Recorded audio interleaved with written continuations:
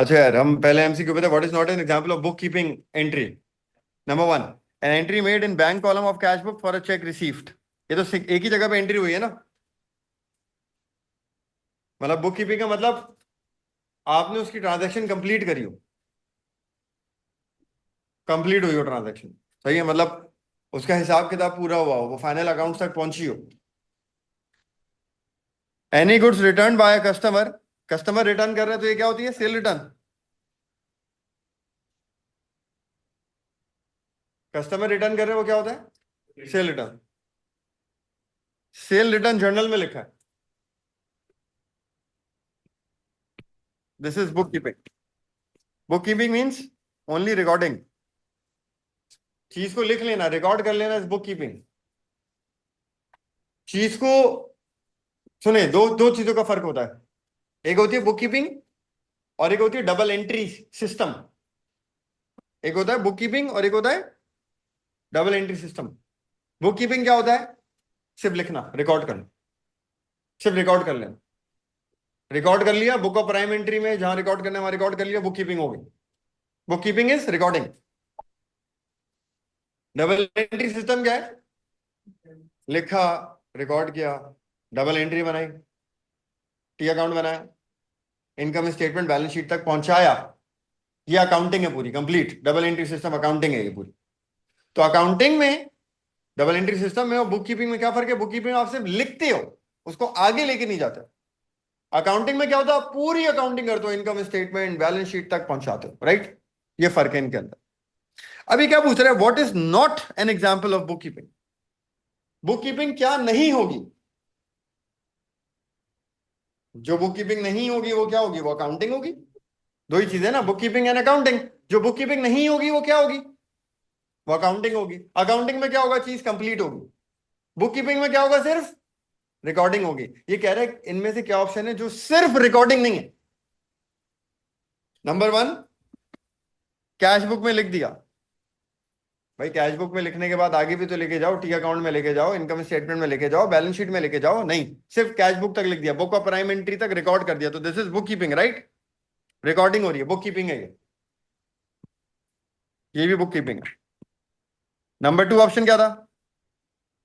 Cell return हुई, sales return day book में लिख दिया, बुक से आगे नहीं लेके गए। ये भी क्या है? बुक कीपिंग, रिकॉर्ड हो रहा है सिर्फ। Cost of goods purchased, purchases, supplier के टी अकाउंट के अंदर लिख दिया, रिकॉर्डिंग। एक्सपेंस पे करा इस साल और इनकम स्टेटमेंट तक लेकर आ गए, क्योंकि एक्सपेंस जाता ही कहां है? आखिर में इनकम स्टेटमेंट तक जाता है, तो इसको आखिर तक लेकर आ गया, वो इनकम स्टेटमेंट तक लेकर आ गया। तो ये क्या हो गई? ये हो गई पूरी अकाउंटिंग। तो इन चार ऑप्शंस में से कौन सा ऑप्शन है जो बुक कीपिंग नहीं है? सिर्फ वो ऑप्शन जिसमें कंप्लीट अकाउंटिंग हो रही है। कंप्लीट अकाउंटिंग किसके अंदर हो रही है? तीनों ऑप्शंस में सिर्फ वो रिकॉर्ड कर रहा है, रिकॉर्ड कर रहा है, रिकॉर्ड कर रहा है। कंप्लीट अकाउंटिंग किसमें हो रही है? सिर्फ ऑप्शन डी के अंदर हो रही है। एक्सपेंस हो गया, लिख दिया और इनकम स्टेटमेंट तक लेकर भी आ गया उसने उसकी अकाउंटिंग कंप्लीट कर दी। तो डी आंसर। सही समझ में आई बात? इस तरह के एमसीक्यूज कुछ ऐसे होते हैं तो आप इंटरप्रेट ही नहीं कर पाओगे, गलत इंटरप्रेट कर सकते हो, चांसेस है। तो इसका मार्जिन तो आपको ऐसे ही रखना है, उसके बाद भी आपको ठीक करना है और ज्यादा ठीक करना है। जितने भी आते हैं उससे ज्यादा एमसीक्यू ठीक करने हैं, ताकि आपके पेपर टू में ग्रेड ऊपर आए। नंबर टू, लाइबिलिटीज क्या होती हैं यार? ये तो मैं बस एक ही ऑप्शन पढ़ रहा हूँ यार, बी आंसर है। लाइबिलिटीज हम सबको पता ही है क्या होती हैं यार। Amounts that are owed to others for resources provided.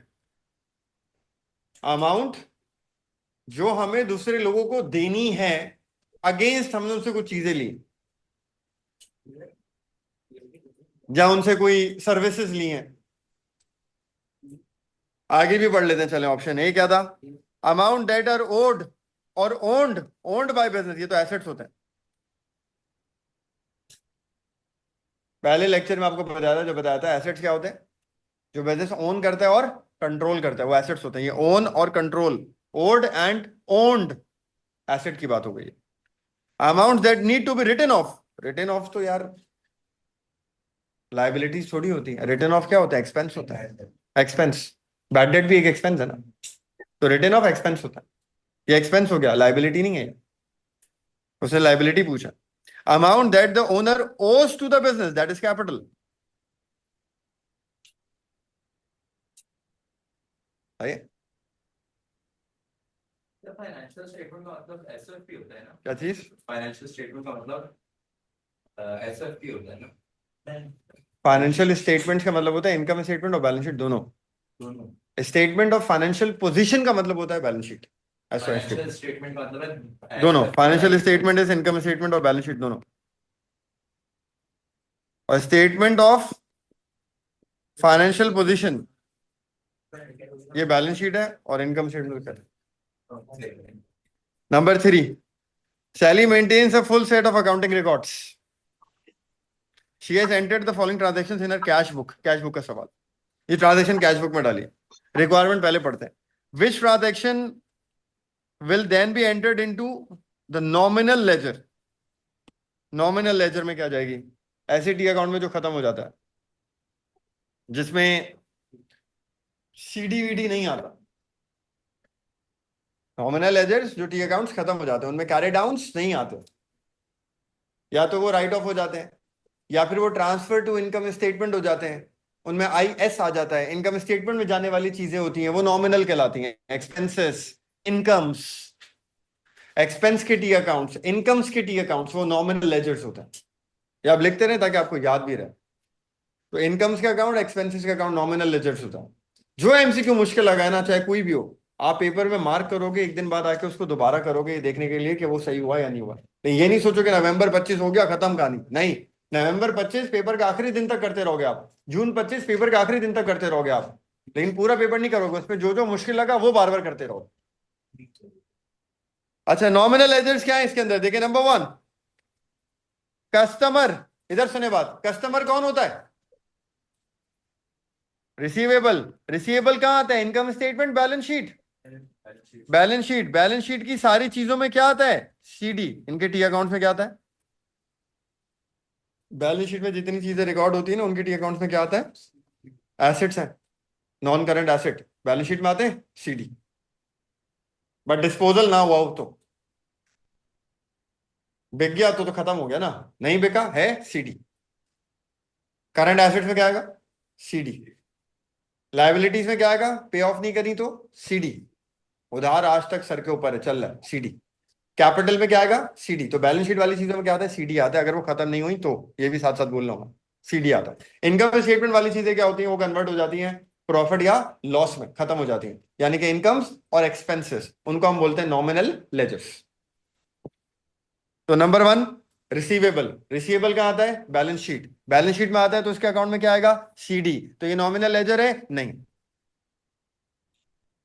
Nominal laser क्या होता है? जिसमें सीडी नहीं आता, जो इनकम स्टेटमेंट में जाके खत्म हो जाता। Number 2 insurance. एक्सपेंस है, एक्सपेंस कहाँ जाएगा? तो इसमें सीडी आएगा। एक्सपेंस के अकाउंट में सीडी नहीं आता, सीडी क्या आता है? आईएस। जैसे एग्जांपल है बैड डेट। बैड डेट के अकाउंट में सीडी नहीं आता, क्या आता है? आईएस। नॉमिनल लेजर है, आईएस में जाते खत्म हो जाता है। तो इंश्योरेंस भी क्या है? एक्सपेंस। एक्सपेंस कहाँ जाएगा? इनकम स्टेटमेंट में खत्म हो जाएगा, सीडी की जगह क्या आएगा? आईएस। पेट्रोल, पेट्रोल एक्सपेंस है नहीं है, कहाँ जाएगा?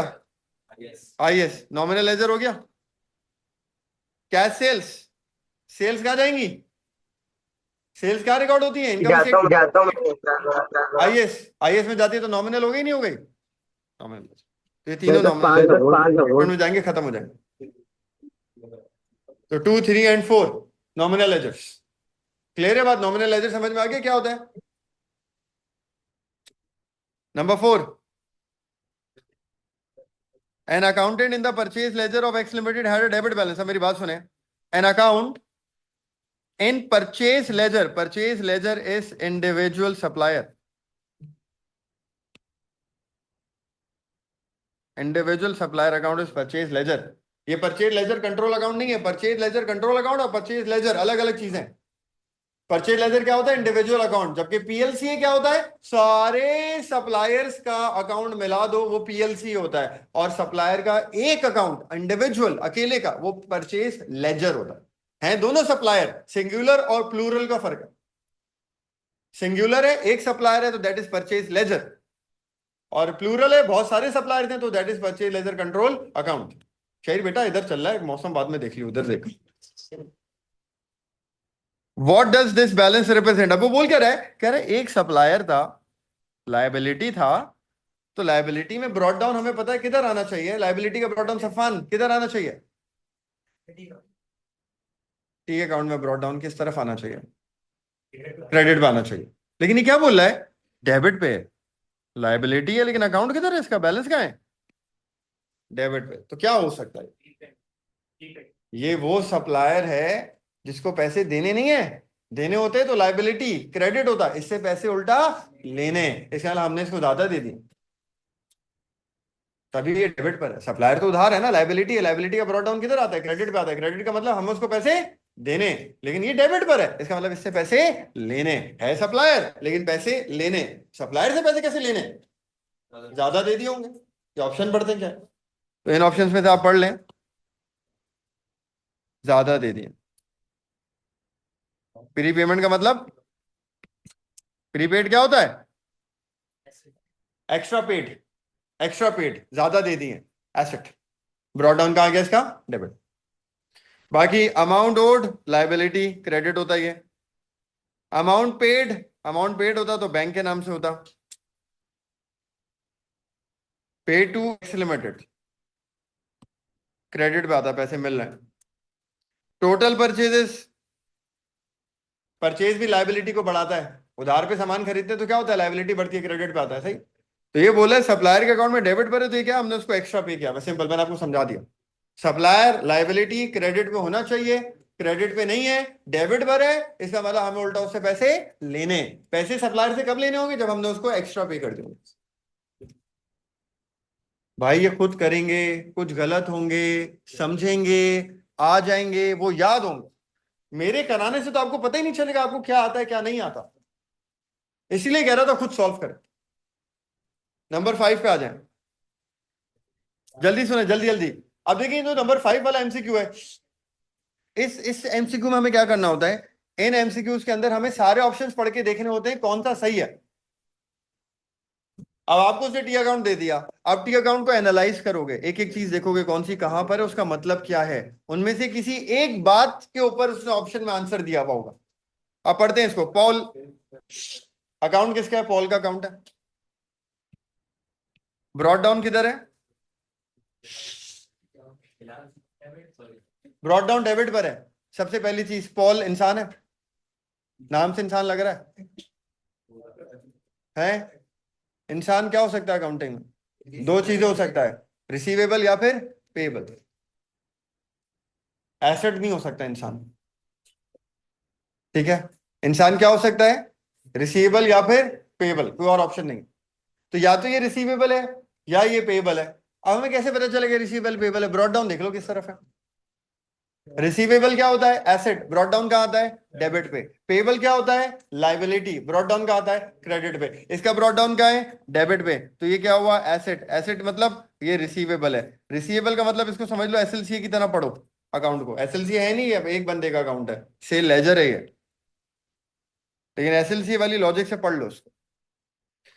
फिर ये सेल है, ये सेल क्या होगी, क्रेडिट सेल होगी, रिसीवेबल के अकाउंट में क्रेडिट सेल। रिटर्न ये क्या होगी, सेल रिटर्न। बैंक का मतलब ये क्या होगी, रिसीट्स, डिस्काउंट अलाउड, और सीडी ये पैसे से अभी लेने।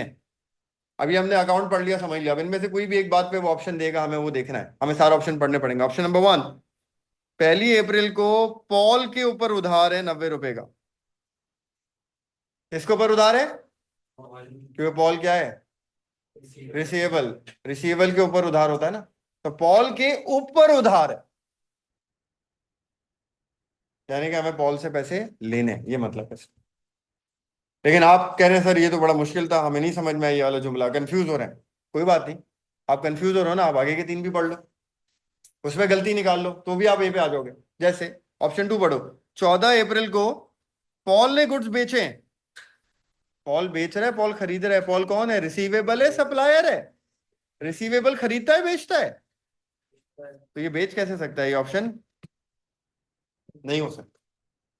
पॉल कैसे बेच सकता है, पॉल तो खरीद रहा है, पॉल तो रिसीवेबल है, सही है, तो ऑप्शन 2 नहीं हो सकता। ऑप्शन 3 पे आ जाओ, 21 अप्रैल को ये रही, मैरी ने गुड्स वापस करें पॉल को। यार पॉल को गुड्स वापस कैसे किए जा सकते हैं? पॉल ने खरीदे या बेचे? खरीदे। पॉल खरीद रहा है तो पॉल वापस करेगा ना, जो खरीदता है वो वापस करेगा ना। तो पॉल खरीद रहा है तो पॉल वापस करेगा ना। पॉल खरीद भी रहा है और मैरी पॉल को गुड्स वापस भी कर रही है। आप दुकान जाके सामान खरीद रहे हो तो आपके पास पावर है ना, आप सामान वापस करोगे दुकान वाले को। या दुकान वाला घर आके आपको बोले ये सामान भी वापस ले लो, आप बोलोगे अबे वापस ले लो मतलब? आप तो खरीदने वाले हो ना। खरीदने वाले को सामान आके देता है कोई वापस, बेचने वाले को सामान वापस किया जाता है। तो पॉल कौन है? खरीदने वाला। पॉल को सामान वापस कैसे मिलेगा? पॉल जाएगा सामान वापस करने। समझ में आई बात? ये भी नहीं हो सकता। मैरी के ऊपर उधार है साल के आखिर में 125 रुपए का। नहीं, मैरी के ऊपर उधार नहीं है। उधार किसके ऊपर है? पॉल के ऊपर। पॉल रिसीवेबल है, जो रिसीवेबल है उसके ऊपर उधार होता है, तो पॉल पे उधार है। ये ऑप्शन जिसने पहले ऑप्शन में बोला था, पॉल के ऊपर उधार है साल के शुरू में भी और साल के आखिर महीने के आखिर में भी। पॉल भी उधार है। पॉल रिसीवेबल है तो पॉल के ऊपर उधार होगा, रिसीवेबल पे ही उधार होता है ना। ठीक है। Number 6, a supplier has received a debit note from a customer. Supplier को डेबिट नोट मिला है। सप्लायर इधर देखें, सप्लायर को डेबिट नोट मिला है यानी कि कस्टमर ने, कस्टमर के हिसाब से सोचें, कस्टमर ने अपने सप्लायर को डेबिट किया है। जो डेबिट नोट दे रहा है ना वो डेबिट कर रहा है, और जो क्रेडिट नोट दे रहा है ना वो क्रेडिट कर रहा है। ये बताने के लिए ही तो क्रेडिट नोट दिया जाता है। मतलब किसी को अगर मुझे क्रेडिट करना है ना तो मैं उसको कैसे बताऊं मैंने तुम्हें क्रेडिट कर दिया, क्रेडिट नोट दूंगा, क्रेडिट कर दिया। और मैंने अगर किसी को डेबिट करना है ना तो मैं उसको कैसे बताऊं मैं तुम्हें डेबिट कर चुका हूं? डेबिट नोट देके। तो डेबिट नोट देने का मतलब डेबिट किया है, क्रेडिट नोट देने का मतलब क्रेडिट किया है। दे कौन रहा है? वो कर रहा है। जो ये नोट दे रहा है वो ये एक्शन कर रहा है। किसने दिया है नोट? कस्टमर ने दिया है। किसको दिया है? सप्लायर को। तो जो दे रहा है ये नोट वही एक्शन कर रहा है। नोट कौन दे रहा है? कस्टमर। तो ये एक्शन कौन कर रहा है? कस्टमर। कौन सा नोट दे रहा है? डेबिट। तो कस्टमर क्या कर रहा है? डेबिट। किसको कर रहा है कस्टमर डेबिट? सप्लायर को। तो कस्टमर के हिसाब से सोचा, कस्टमर ने सप्लायर का अकाउंट बनाया होगा, उसने उसको क्या कर दिया? डेबिट। और डेबिट नोट पकड़ा दिया, मैंने तो डेबिट कर दिया। Number 1, what does the supplier use this debit note for? Supplier इसको किस लिए इस्तेमाल करेगा? डबल एंट्री पूरी कैसे होगी? अगर कस्टमर सप्लायर को डेबिट कर रहा है तो सप्लायर क्या करेगा? कस्टमर को क्रेडिट करेगा। डेबिट करने वाला डेबिट नोट दे रहा है तो क्रेडिट करने वाला कौन सा नोट देगा? क्रेडिट नोट देगा। डेबिट करने वाला बंदा क्या दे रहा है? भाई आपको किसी को डेबिट करना है तो आप क्या दोगे? Debit note. आपने उसे डेबिट कर दिया। जब आप उसको डेबिट कर रहे हो तो वो आपको क्या करेगा? उल्टा क्रेडिट करेगा। तो उसके लिए वो आपको क्या दे देगा? Credit note. वाइस वर्सा कर लो। आप किसी को क्रेडिट नोट दे रहे हो तो आप उसको क्या कर रहे हो? क्रेडिट। वो आपको क्या करेगा? डेबिट। तो उसके लिए वो आपको क्या देगा? Debit note. तो जब क्रेडिट नोट जाएगा तो डेबिट नोट उसकी तरफ से आएगा, और जब डेबिट नोट जाएगा तो उसकी तरफ से क्या आएगा? क्रेडिट नोट आएगा। याद रखिए। ठीक है।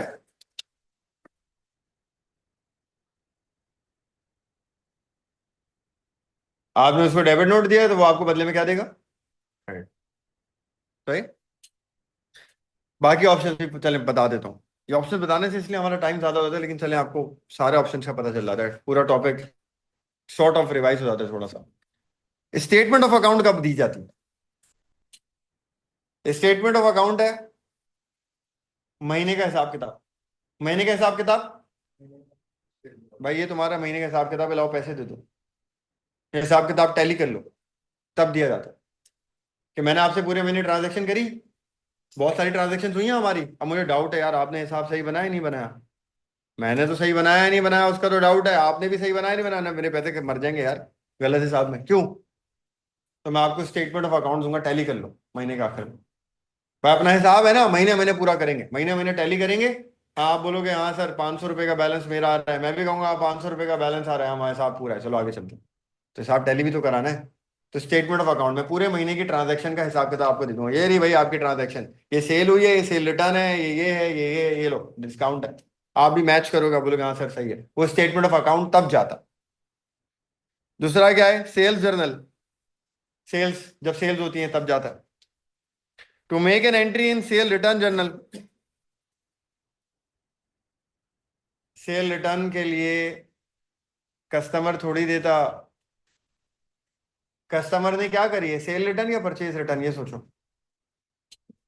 कस्टमर कौन सी रिटर्न कर सकता है, आपका आपका कस्टमर, सुकून से सोचो, आपका customer receivable, customer is receivable, supplier is payable, customer is receivable, supplier is payable.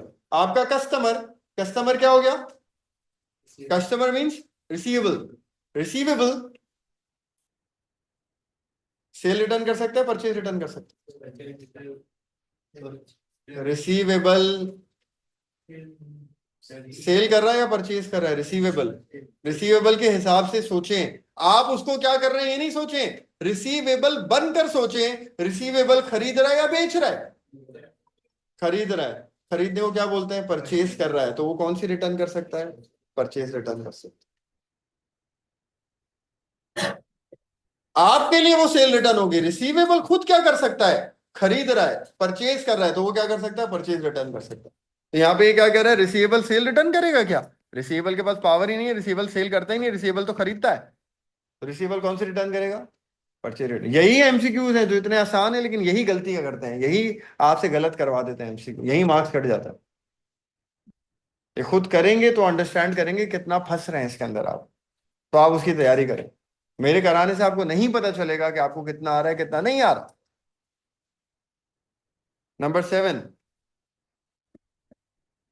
Sue allow us 2% cash discount, ये 2% कैश डिस्काउंट देती है, तो इसका मतलब ये सामान खरीदती होगी बेचती होगी, बेचती होगी। सामान डिस्काउंट देने की पावर किसकी होती है, सेलर की, बायर की, तो इसका मतलब ये सेलर है। क्लियर है ये बात।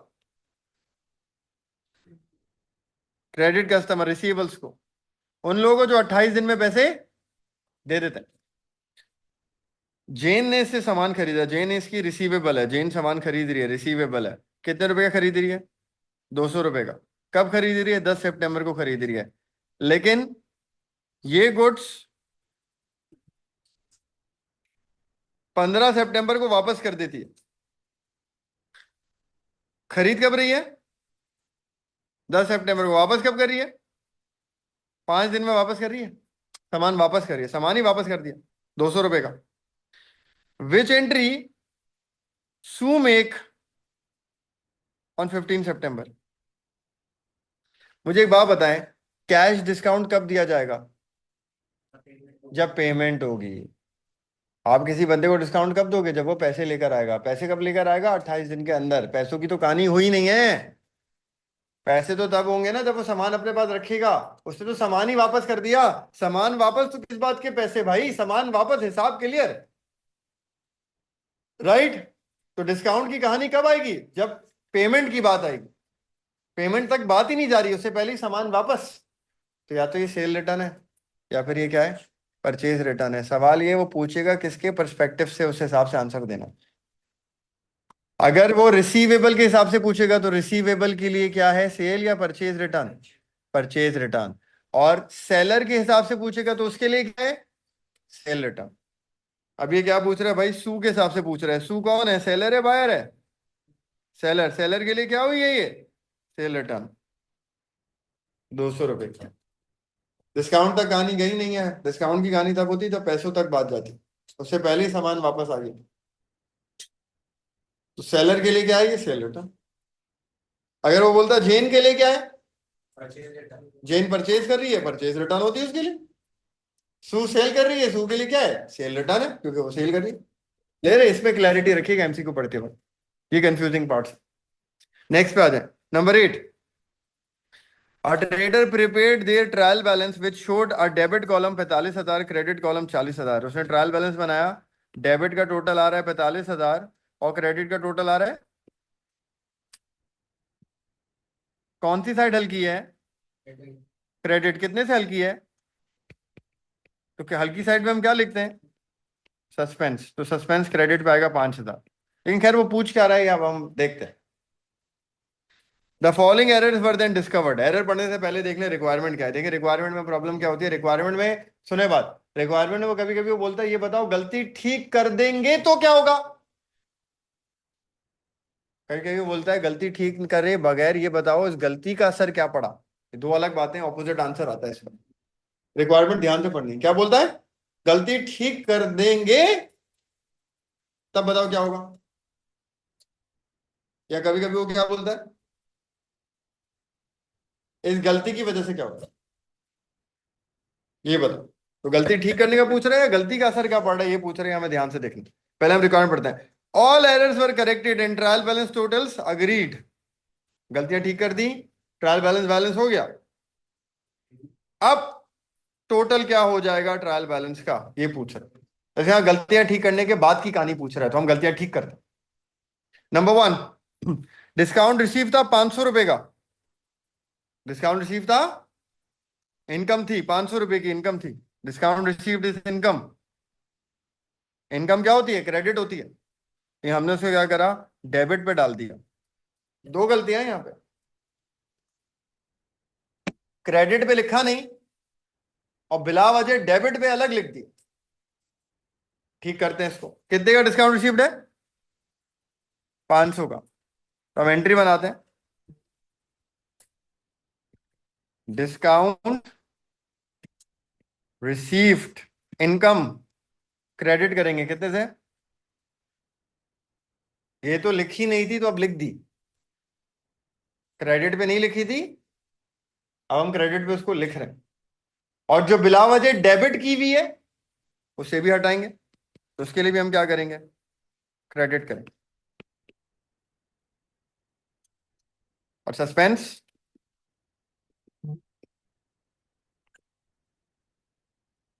ये करेक्टिंग एंट्री। नेक्स्ट बात, तो हमने क्रेडिट साइड पे कितना लिखा है, ट्रायल बैलेंस की क्रेडिट साइड को 1000 से बढ़ा दिया है। ऐसे ही है ना, क्रेडिट साइड पे हमने दो चीजें डाल दी ना, तो इसका मतलब ट्रायल बैलेंस की अब क्या होगा, क्रेडिट साइड बढ़ जाएगी ना। कितने से बढ़ जाएगी? 1000 से बढ़ जाएगी, 1000। फिर आगे बढ़ते हैं। नंबर 2,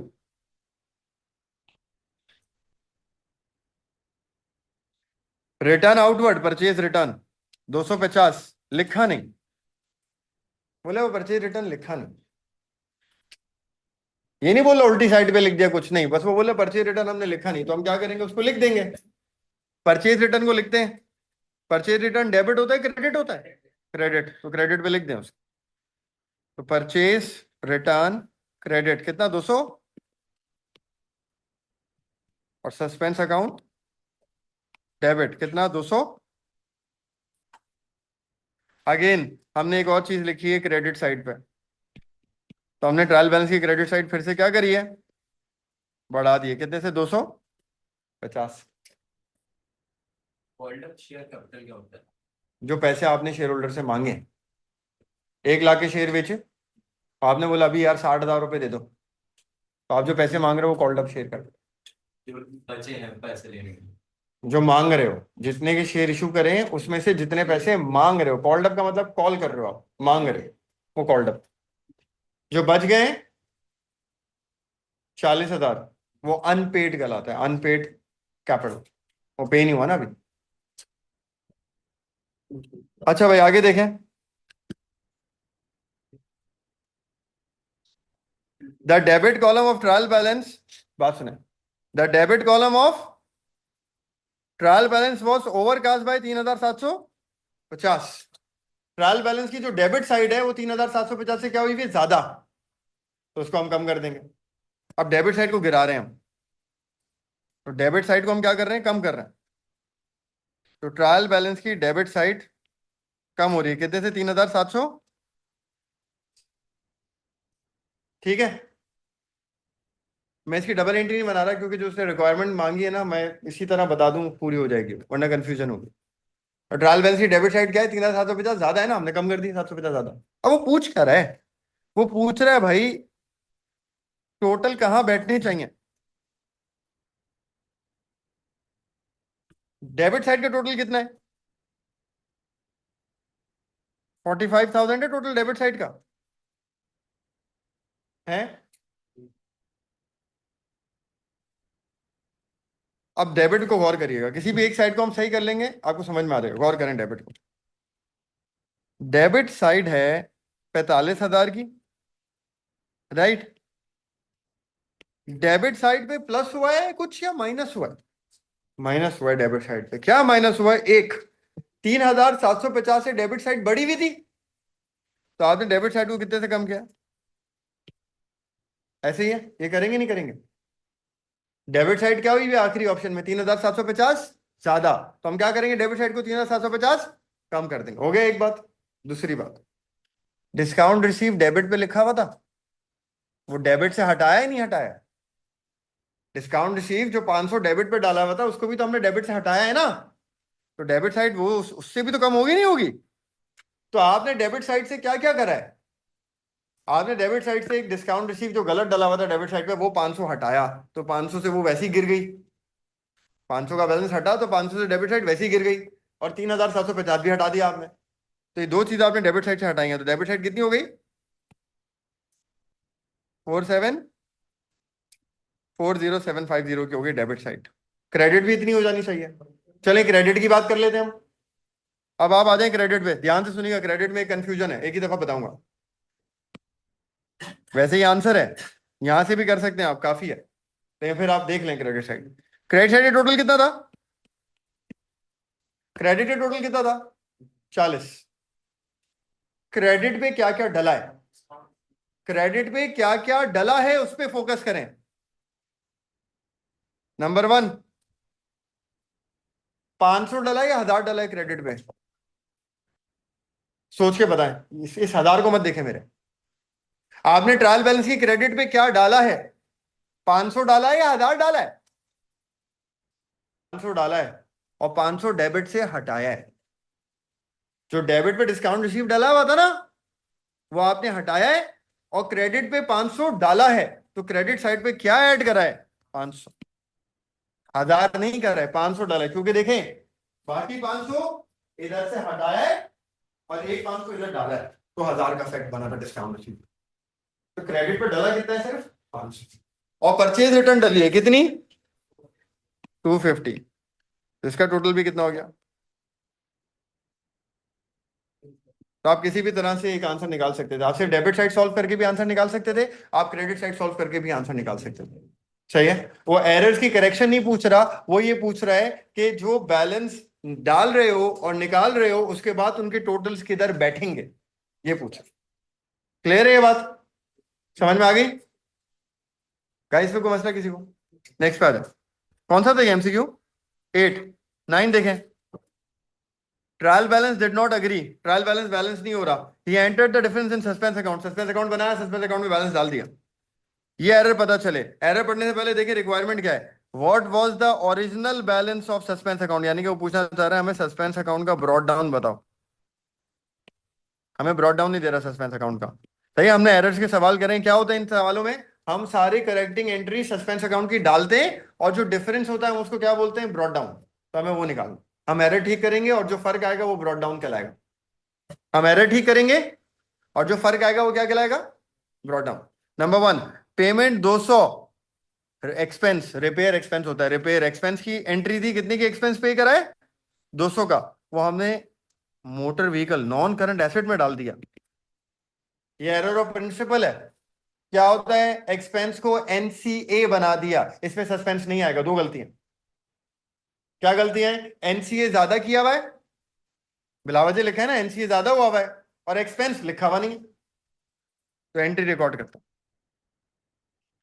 एनसीए ज्यादा है उसको हटा देंगे, राइट, और एक्सपेंस लिख देंगे, तो रिपेयर एक्सपेंस लिखा, एक्सपेंस लिखते हैं तो डेबिट होता है, और एनसीए खामा खाई में लिखा हुआ है उसको क्रेडिट कर देता है, तो यहां सस्पेंस की जरूरत नहीं है।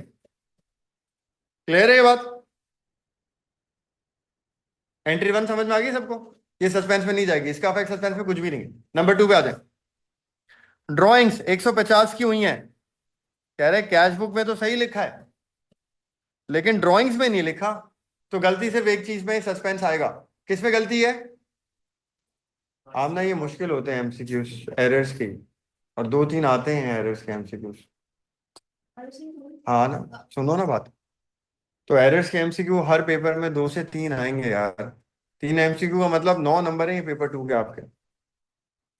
इस तरह देखा करें इसको। ये थ्री तीन तीन एमसीक्यू 3 मार्क्स नहीं है। 3 एमसीक्यू समझ लें ऑलमोस्ट 8 से 9 नंबर है आपके पेपर 2 के। अच्छा, अब आप ये देखिए, ड्राइंग्स नहीं लिखी, सिर्फ एक चीज में गलती है, ड्राइंग्स में सिर्फ एक चीज में सस्पेंस आएगा। खैर हम ठीक करते हैं इसको, ड्राइंग्स लिखते हैं। उसने ड्राइंग्स नहीं लिखी, हम ड्राइंग्स लिखते हैं। ड्राइंग्स डेबिट होती हैं, तो ड्राइंग्स लिख दी, डेबिट हो गई, गलती ठीक हो गई। क्रेडिट करने के लिए कुछ नहीं है, तो क्या क्रेडिट होगा? 100। सस्पेंस के टी अकाउंट में एंट्री जा रही है, क्रेडिट हो रहा है, नाम क्या आ जाएगा? ड्राइंग्स। सस्पेंस क्रेडिट हो गया, ड्राइंग्स का नाम आ गया। थर्ड, सेल्स कम हुई है 900 रुपए से, सिर्फ एक चीज में गलती है, सेल्स में सस्पेंस आएगा। सेल होती क्या है? इनकम। क्या हुई भी है? कम हुई भी है। हमें क्या करना है? इनकम को बढ़ाना है। इनकम बढ़ाने के लिए हम क्या करते हैं? डेबिट या क्रेडिट?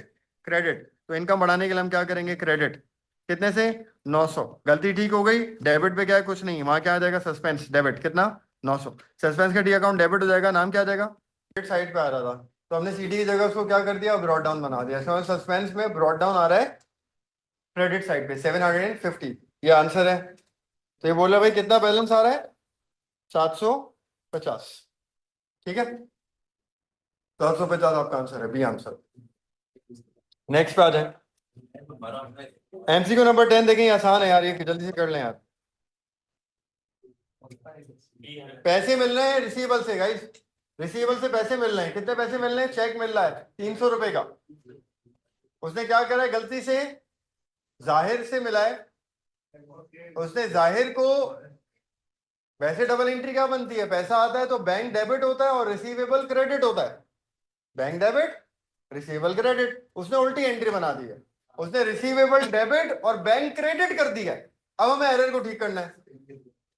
यानी कि उसने क्या करा है? जिसको डेबिट करना था उसने उसको क्या कर दिया? क्रेडिट। और जिसको क्रेडिट करना था उसने उसको क्या कर दिया? डेबिट। तो डबल अमाउंट से करेक्शन होगी।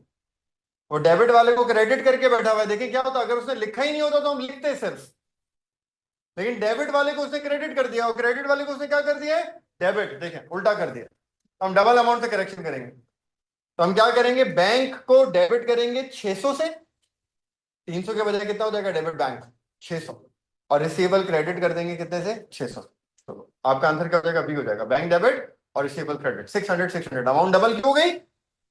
इसके ऊपर जो एरर किया, एरर क्या करा है? उल्टी तरफ लिख दिया। तो देखिए क्या बोल रहा है? वॉज इनकरेक्टली डेबिटेड, जाहिर में डेबिट करा है और बैंक में क्रेडिट किया, उल्टी एंट्री बनाई। तो हम डबल से इसकी करेक्शन करेंगे। सही समझ में आती है बात? 11 पे आते हैं। क्लोजिंग ट्रेड चौथा एमसीक्यू है एरर का, चौथा एमसीक्यू है, फोर्थ एमसीक्यू एरर का। हाँ क्या बोल रहे थे? सर, क्लोजिंग ट्रेड टेबल का क्या मतलब है? साल के आखिर का पेबल, पीएलसी का सीडी, पीएलसी का सीडी। क्लोजिंग। अच्छा देखिए number 11, our trial balance does not agree and a suspense account is opened.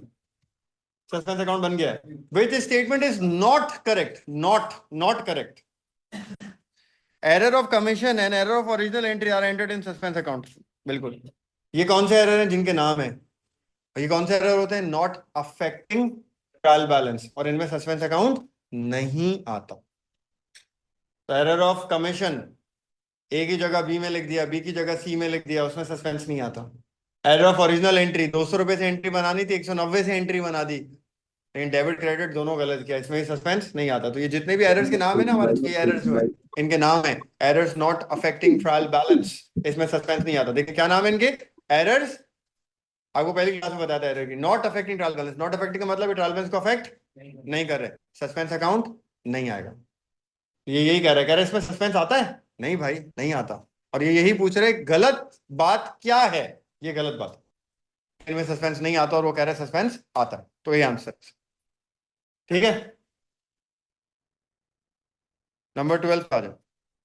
After receiving her bank statement कौन बनाता है? बैंक वाले। बैंक स्टेटमेंट कौन बना रहा है? बैंक वाले। अकाउंटेंट क्या बनाता है? Cash book. हम लोग जो बनाते हैं वो क्या होती है? Cash book. बैंक स्टेटमेंट कौन बनाता है? बैंक वाले। कह रहे यार बैंक स्टेटमेंट आई और से फिर कैश बुक अपनी अपडेट करी। विच item would reduce overdraft? Overdraft, overdraft का बैलेंस कम, ओवरड्राफ्ट को कम क्या चीज करे? ओवरड्राफ्ट कम कैसे होगा? पैसे आएंगे तो ओवरड्राफ्ट कम होगा ना, सिंपल। बैंक अकाउंट का ओवरड्राफ्ट कैसे कम होता है? आप ऑप्शन देख लें क्या है। बैंक इंटरेस्ट रिसीव्ड, पैसे आ रहे हैं जा रहे हैं? आ रहे हैं। पैसे आएंगे तो ओवरड्राफ्ट बढ़ेगा कम होगा? कम होगा। क्रेडिट ट्रांसफर रिसीव, ये मैंने आपको बताया था। क्रेडिट ट्रांसफर रिसीव का मतलब क्या होता है? Direct credit. डायरेक्ट क्रेडिट का मतलब क्या होता है? पैसे आ रहे हैं, डिपॉजिट, पैसा आ रहा है। इससे भी क्या होगा? ओवरड्राफ्ट। और डायरेक्ट डेबिट पेमेंट, पेमेंट में पैसे आएंगे जाएंगे? जाएंगे। ओवरड्राफ्ट बढ़ेगा कम होगा? तो दो चीजें जिसमें पैसे आ रहे हैं, 1 and 2, आसान था ये। ओवरड्राफ्ट कम कैसे होगा? सिर्फ दो चीजों से जिससे पैसे आएंगे। जिस जिस चीज से पैसे आएंगे आपको ओवरड्राफ्ट कम हो जाए। तो दो ऑप्शन है जिसमें पैसे आ रहे हैं, 1 and 2। 3 में पैसे जा रहे हैं। हाँ, तो बैंक ओवरड्राफ्ट एनसीएल है? नहीं, सीएल है। बैंक ओवरड्राफ्ट सीएल होता है, करंट लायबिलिटी होता है। डायरेक्ट डेबिट से बढ़ेगा। हाँ, डायरेक्ट डेबिट से पैसे और जाएंगे, ओवरड्राफ्ट बढ़ जाएगा। 13, 13 तो मैंने भी आपको समझाया था, फिर से एक रिव्यू दे देता हूँ। एक बंदा कस्टमर भी है, सप्लायर भी है, तो उसका मतलब ये सेट ऑफ की कहानी है। सेट ऑफ में पैसे कटते हैं, सप्लायर की भी यानी कि पीएलसीए की भी, और पीएलसी में सेट ऑफ कहाँ आता है? Debit side. और रिसीवेबल के भी पैसे कटते हैं सेट ऑफ में, यानी कि एसएलसीए के। एसएलसीए में सेट ऑफ कहाँ आता है? सेम अमाउंट आती है दोनों तरफ। सेट ऑफ किससे होता है? हमेशा दो में से जो छोटी अमाउंट है उससे सेट ऑफ होगा। तो सेट ऑफ किससे होगा? यहाँ पर 140 से सेट ऑफ होगा। 295 और 140 किससे सेट ऑफ होगा? 140। इससे फर्क नहीं पड़ता एसएलसीए का बैलेंस देखना है, पीएलसीए का बैलेंस देखना है, इससे फर्क नहीं पड़ता। बस सेट ऑफ है, उसको आपको खत्म करना। छोटा अमाउंट है, चाहे एसएलसीए का छोटा हो या पीएलसीए का छोटा हो, जो भी छोटा अमाउंट है उससे सेट ऑफ होगा। तो यहाँ छोटा अमाउंट क्या आता है? 140। 140 से सेट ऑफ होगा। और सेट ऑफ में क्या होगा? पीएलसीए डेबिट होगा और एसएलसीए क्रेडिट होगा। 140 से 140। नंबर 14 पे आ जाओ। Johnny prepaid SLCA, the figures in it came from several different sources. Which statements are correct? The source of opening balance was sales account. Brought down. Brought down sales account से थोड़ी आता है। Sales account से क्या आएगा? Sales आएंगी ना, sales account से सेल्स आएंगी। ब्रॉड डाउन तो खुद आप बैलेंस करके निकालते हो, ब्रॉड डाउन कहीं से आता नहीं है। ब्रॉड डाउन टी अकाउंट को बैलेंस करके निकलता है। हाँ, सेल्स, सेल्स आती है। सेल्स क्या आती है? आती है सेल्स डे बुक से आती है। सेल रिटर्न डे बुक से आती है। डिस्काउंट कैश बुक से आते हैं। बैड डेट जर्नल से आता है। वो चीजें आती हैं। ब्रॉड डाउन कहां से आता है? ब्रॉड डाउन तो टी अकाउंट से निकलता है, खुद ही बैलेंस करके कैलकुलेट करके निकलता है, वो कहीं से आता नहीं है। हाँ, बाकी चीजें ट्रांजैक्शंस आती हैं और टी अकाउंट में जाती हैं। तो पहला क्या बोल रहा है वो? कह रहा है ब्रॉड डाउन सेल्स अकाउंट से आता है। नहीं, ब्रॉड डाउन सेल्स अकाउंट से नहीं आता। सेल्स अकाउंट से सेल्स आएंगी ना यार, ब्रॉड डाउन थोड़ी आएगा। समझ में आ गई बात? Number 2, discount allowed cash book से आता है। हाँ, कैश बुक से डिस्काउंट अलाउड आता है। डिस्काउंट्स किधर होते हैं? डिस्काउंट अलाउड और डिस्काउंट रिसीव सबसे पहले कहाँ रिकॉर्ड होते हैं? कौन सी बुक ऑफ प्राइम एंट्री में रिकॉर्ड होते हैं? Cash book. कैश बुक से डिस्काउंट आएगा, कैश बुक से। बैड डेट जनरल से आएगा, बिल्कुल बैड डेट जनरल से आएगा, अभी आपको बताया मैंने। हाँ, ये चीजें आएंगी बुक्स से। ब्रॉड डाउन और सीडी थोड़ी कहीं से आता है। ब्रॉड डाउन और सीडी तो कैलकुलेट करके निकलता है। तो पहली बात गलत है, बाकी दो बातें ठीक है। और ये यही पूछ रहा है ठीक क्या, ये बताओ। 2 and 3 ठीक है, तो आपका आंसर सी हो जाए, 2 and 3। सही समझ में आ रही है बात? 15 पे आ जाए। अभी आप देखिए कैलकुलेशन वाले एमसीक्यू तो आ ही नहीं रहे। कैलकुलेशन करनी हो कुछ नहीं आ रहा, सिर्फ आपसे वो जनरल बातें पूछता जा रहा है, बेसिक्स आपसे पूछता जा रहा है, आपको वो पता होनी चाहिए। ये नहीं आपको टी अकाउंट बनाना पड़ रहा हो, आपको कैलकुलेशन करनी पड़ रही हो। 14 एमसीक्यू हो गया, अभी तक कैलकुलेशन वाली चीजें नहीं है। यहीं पे स्टूडेंट सबसे ज्यादा गलतियां करो, यही एमसीक्यूज पक्के करने की जरूरत है। Number 15, at the beginning of year 1 January, sorry year 1 नहीं है, एट द बिगिनिंग ऑफ 1 जनवरी, साल के शुरू में जैक ने 420 रुपए पे करें, इक्विपमेंट रिपेयर कराया, रिपेयर, उसने ये 420 रुपए नॉन करंट एसेट में डाल दिए, एक्सपेंस था, एनसीए में डाल दिया, एनसीए बढ़ा दिया और एक्सपेंस लिखा नहीं। साल के आखिर में 20% डिप्रिसिएशन भी लगाई इक्विपमेंट पे स्ट्रेट लाइन मेथड से। What was the overall effect on net book value, क्या फर्क पड़ा नेटबुक वैल्यू का, मेरी बात सुने। 420 रुपए एनसीए में गलत डाले सही डाले, तो इसका मतलब 420 रुपए था। अच्छा ये नहीं पूछ रहा गलती ठीक करके बताओ, ये नहीं पूछ रहा, पूछ रहे गलती का असर क्या पड़ा ये बताओ। तो मुझे आप एक बात बताएं, 420 रुपए एनसीए में सही डाले गलत डाले, तो एनसीए ज्यादा हुआ है कम हुआ है 420 रुपए से, तो हम कह सकते हैं 420 से एनसीए क्या हुआ है, ये बात सही है। एनसीए 420 रुपए से क्या हुआ है, ओवरस्टेटेड, समझ में आती है बात। अब एक और चीज करिए उसमें, क्योंकि 420 एनसीए में डाल दिया तो एनसीए में 420 डल गया तो एनसीए बढ़ गया, अब बढ़ी हुई वैल्यू पे डेप्रिसिएशन भी लग गई, यानी कि जब उसने 420 को एनसीए बनाया तो डेप्रिसिएशन भी लगा दी होगी उसके ऊपर एनसीए पे, तो 420 पे खामा खाई की डेप्रिसिएशन भी लग गई, कितने की 20%, कितनी आई 84 की डेप्रिसिएशन लग गई। डेप्रिसिएशन एनसीए को बढ़ाती है कम करती है, तो यहां से एनसीए क्या होगा 84 से बिला वजह। अब ओवरऑल देख लें क्या हुआ है, ओवरऑल क्या हुआ है 420 से एनसीए बढ़ा हुआ है और 84 से एनसीए कम हुआ, तो नेट ऑफ करें क्या हुआ है एनसीए 420 से इंक्रीज हुआ है 84 से डिक्रीज हुआ है, नेट ऑफ करें क्या आंसर आएगा 336 से इंक्रीज हुआ, 336 ओवर स्टेटेड है, समझ में आ गई ये बात। 420 से एनसीए ज्यादा हुआ है तो उस पर 20% डेप्रिसिएशन भी एक्स्ट्रा लगी हुई है, डेप्रिसिएशन से एनसीए गिरा हुआ है, तो 420 ज्यादा हुआ है 84 कम हुआ है, तो नेट ऑफ करें तो 336 ज्यादा हुआ। क्लियर है ये बात, समझ में आ रही है, इसमें कोई प्रॉब्लम है किसी को। नेक्स्ट पे आ जाए, नंबर 16, लेकिन सिर्फ थ्योरी थ्योरी एमसीक्यू चले आ रहे हैं। देखिए नेक्स्ट वाला MCQ, why does a business need to provide for depreciation in accounting records, depreciation क्यों रिकॉर्ड करते हैं, प्रूडेंस कॉन्सेप्ट, मैचिंग कॉन्सेप्ट, इनकी डेफिनेशन लिखियो तो वो आंसर, या फिर उसकी कॉस्ट को उसकी लाइफ पे स्प्रेड करने के लिए, तीन आंसर होते हैं। To ensure availability of funds नहीं है, डेप्रिसिएशन में ना पैसा जाता है ना आता है, फंड्स की तो बात कहीं है ही नहीं, depreciation is a non cash expense. Non cash expense क्या होता है, जिसमें ना पैसा जाता है ना पैसा, तो पैसों का कोई लेना देना नहीं, पैसों का कोई काम नहीं होता, तो फंड्स की बात गलत है, और डेप्रिसिएशन के साथ फंड्स की बात हो ही नहीं सकती। भाई ये कुर्सी 10 रुपए कम हो गई आज, डेप्रिशिएट हो गई, तो 10 रुपए कहीं देने थोड़ी है मुझे किसी को जाके, नॉन कैश खर्चा, इसमें पैसा नहीं जाएगा खर्चे। इसके बाद नेक्स्ट देखें,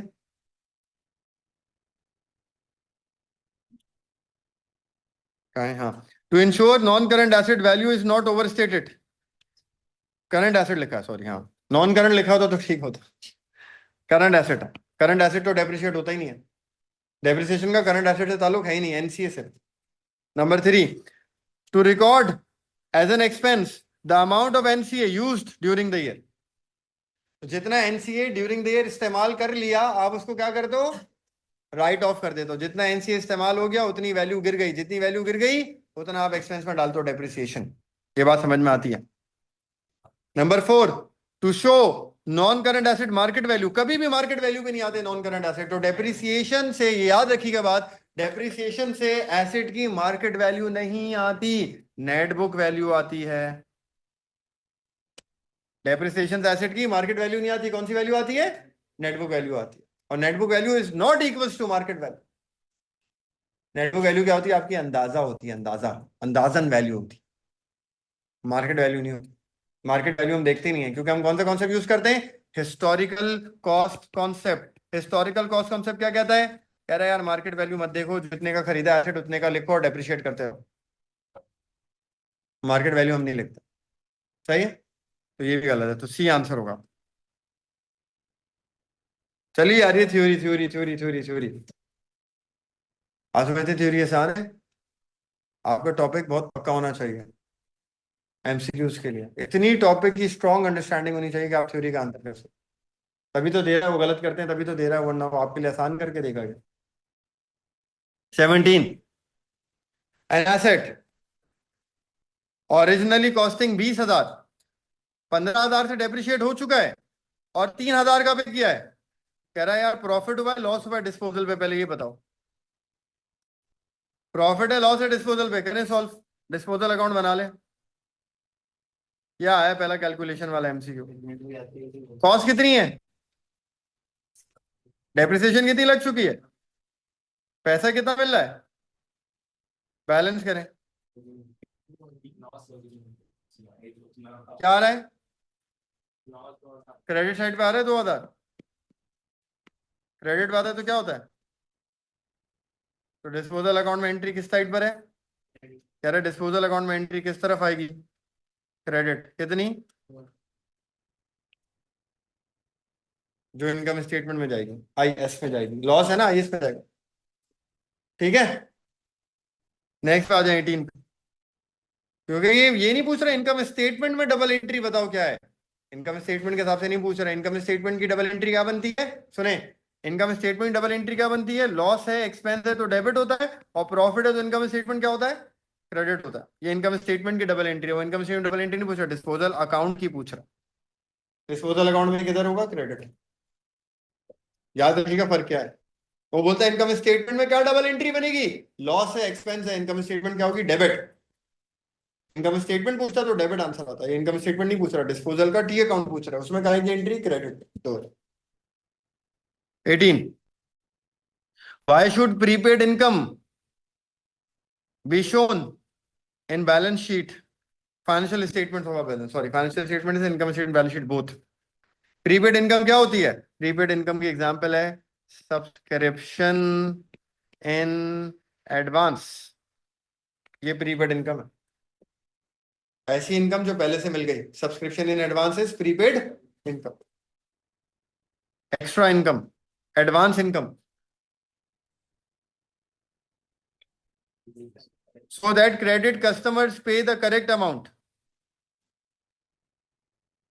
भाई कस्टमर को अपने पैसे खुद पता होंगे, आपके अकाउंट्स में लिखने से वो आपसे पूछ के पैसे नहीं देगा। भाई आप मुझसे पूछेंगे हर महीने के सर फीस कितनी देनी है, या आपको पता होगा ना फीस कितनी देनी है। अगर आप किसी महीने 2,000 ज्यादा दे देते हो फीस, तो अगले महीने क्या करते हो? पैसे काटते हो नहीं काटते खुद से? या आप जाके रिसेप्शन पे पूछते हो यार कितनी फीस देनी है इस महीने मुझे? आपको खुद पता होता है यार मैंने 2,000 ज्यादा दिए हुए थे, इस बार मैं 2,000 कम दूंगा, मैंने ज्यादा दिए हुए थे। या पिछले महीने मैंने कम दिए हुए थे, इस बार मैं ज्यादा दे दूंगा। तो हमारे कोचिंग सेंटर के अकाउंट्स बनाने से आपको कितनी फीस देनी है इसका ताल्लुक नहीं है। आपको क्या, आपको पहले से पता है भाई कितनी फीस देनी है, राइट? तो कस्टमर को पहले से पता। Second option, so that payment to supplier are correctly recorded. Supplier कैसे लेना देना ही नहीं है भाई, ये तो इनकम है, पैसा आ रहा है। पैसा आने का रिसीवेबल से ताल्लुक है, सप्लायर से नहीं। ऐसा ही है। Number 3, statement of financial position balance sheet current asset सही दिखाए, सब्सक्रिप्शन इन एडवांस एसेट होता है लायबिलिटी होता है? ये तो लायबिलिटी होता है। अगर ये लायबिलिटी बोलता तो मैं आंसर ठीक करता। ये तो करंट एसेट की बात कर रहा है, ये एसेट होता ही नहीं है। ये इनकम एडवांस है, इनकम प्रीपेड है, इनकम प्रीपेड लायबिलिटी है। एक्सपेंस प्रीपेड एसेट है। एक्सपेंस प्रीपेड होता तो एसेट होता। ये इनकम प्रीपेड है, ये लायबिलिटी है। लायबिलिटी की बात करता तो सही होती, ये एसेट बोल रहा है, गलत है। D, total income total cost के साथ मैच कर जाए, बिल्कुल। इसका मतलब क्या होता है? देखें, अक्रूड और प्रीपेड, चाहे इनकम क्यों चाहे एक्सपेंस क्यों, अक्रूड और प्रीपेड हम इनको क्यों रिकॉर्ड करते हैं? एक, एसेट और लायबिलिटी करेक्ट दिखाने के लिए। नंबर 2, इनकम स्टेटमेंट में जो इनकम है या एक्सपेंस है फॉर द ईयर रिकॉर्ड करने के लिए। जो इस साल का है वही लिखा जाए, पैसे ज्यादा दे दिए हो या कम दे दिए हो उसका असर, पैसे ज्यादा दें या कम दें, इनकम स्टेटमेंट में क्या लिखा जाता है, जो साल का बनता है वो लिखा जाता है। ये कौन सा कॉन्सेप्ट है, मैचिंग एंड अक्रूवल कॉन्सेप्ट है। तो जो मैचिंग कॉन्सेप्ट की डेफिनेशन है वो इधर मैच करेगी, वो आंसर होगा। वो कौन सी है, वो डी। इनकम और खर्चे एक ही साल के आए हैं। अगर आप अगले साल के पैसे दे रहे हो, प्रीपेड कर रहे हो, उसको हटा दो, वो अगले साल के हिसाब में डलेंगे। इस साल के हिसाब में इस साल के पैसे डलेंगे, ताकि इस साल का हिसाब सामने आए। 19 बार what is the effect on total assets and capital. Equity का मतलब क्या होता है, कैपिटल। एसेट्स पे और कैपिटल पे क्या असर पड़ेगा बैलेंस शीट के अंदर अगर क्लोजिंग इन्वेंट्री ज्यादा हो जाए। अब मुझे एक बात बताएं आप, क्लोजिंग इन्वेंट्री क्या होती है, क्लोजिंग इन्वेंट्री एसेट है लायबिलिटी है। क्लोजिंग इन्वेंट्री आप कहाँ लिखते हो, करंट एसेट में लायबिलिटी में। तो अगर क्लोजिंग इन्वेंट्री ज्यादा हो गई तो करंट एसेट भी क्या हो जाएंगे, है कि नहीं। क्लोजिंग इन्वेंट्री ज्यादा हो गई तो करंट एसेट क्या होंगे, करंट एसेट बढ़ जाएंगे। तो करंट एसेट क्या होंगे हमारे, करंट एसेट बढ़ेंगे तो टोटल एसेट्स भी क्या होंगे, तो टोटल एसेट्स क्या होंगे, ओवर स्टेटेड। ये बात समझ में आ गई, इसमें कोई प्रॉब्लम किसी को। दूसरी बात मैंने आपको बताया था क्लोजिंग इन्वेंट्री इनकम स्टेटमेंट के लिए क्या होती है, इनकम या expense. Closing inventory income statement के लिए क्या होती है, इनकम या एक्सपेंस, इनकम होती है, इनकम होती है।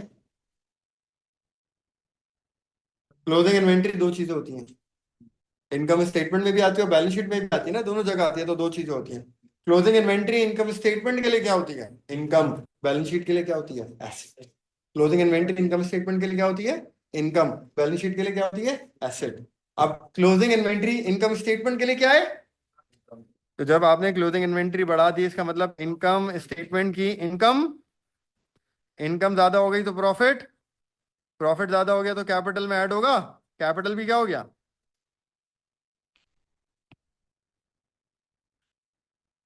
एसेट पे ओवरस्टेटेड है, कैपिटल पे ओवरस्टेटेड। इतना सोचना आना चाहिए भाई, तो सही करोगे पेपर। आप सोच लो कितने एमसीक्यू सही कर रहे हो, कितने गलत कर रहे हो। लेकिन एक अच्छी बात भी है इसकी, 5-6 पेपर कर लिए ना, रिपीट होना शुरू हो जाएंगे वैल्यूज के साथ। 5-6 पेपर तक पहुंचे तो आप तो बोलते सर मूवी लगाओ देख। रिजल्ट भी ऐसे ही दिखना बेटा। 20th who works in a service business. इनमें से सर्विस बिजनेस क्या है, तो आसान है यार। सर्विस बिजनेस किसको बोलते हैं, चीजें खुद नहीं बनाता, चीजें नहीं बेचता, सर्विस प्रोवाइड करता। देख लें यार इसमें क्या है, हेयर ड्रेसर आपको सर्विस देता है, चीजें बेचता है, सर्विस प्रोवाइड करता। तो hairdresser service provider. State agent, state agent भी आपको क्या करता है, घर और जगह दिखाता है, सर्विस प्रोवाइड करता है। ब्रोकरी करता है ना, ब्रोकरेज क्या है, सर्विस है। सही है, आपको कनेक्ट करता है उस बंदे के साथ जो चीजें बेच रहा है। ये खुद चीजें नहीं बेच रहा, खुद ये ब्रोकरी कर रहा है, आपको कनेक्ट कर रहा है, ये सर्विस प्रोवाइड कर रहा है। कार मैकेनिक, मैकेनिक चीजें बेचता है या आपकी गाड़ी को सिर्फ ठीक करता है, सर्विस सही, सर्विस देता है ना, ठीक करता है। Car salesperson, car salesperson service देता है, गाड़ी बेचता है आपको, तो ये आपको प्रोडक्ट बेच रहा है। तो सर्विस बिजनेस क्या है, 1 2 एंड 3। तो सिंपल जनरल सी बात है, अकाउंटिंग से सच ताल्लुक नहीं, आपकी कॉमन सेंस वाली बात है। 21 at the beginning of year 1, फिर से मैं ईयर 1 बोलूँ, गलत बोलूँ। पहला साल होता है, पहला साल होता है तो किसी चीज का ब्रॉड डाउन नहीं होता, कोई ओपनिंग। लेकिन ये पहले साल की बात नहीं कर रहा, ये कुछ और होता है। बिगनिंग ऑफ बिजनेस होता है या फर्स्ट ईयर ऑफ बिजनेस होता है, तब वो ब्रॉड डाउन नहीं होते। ये यहाँ पे कुछ और कह रहा है, ये कह रहा है at the beginning of the year, साल के शुरू में, 1 जनवरी। तो 1 जनवरी को साल शुरू हो रहा है, 1 जनवरी की बात कर रहा है, राइट। कह रहे 1 जनवरी को क्या हुआ भाई, इसके ऊपर उधार है 1500 रुपए का, इसके क्लाइंट्स वो करते हैं,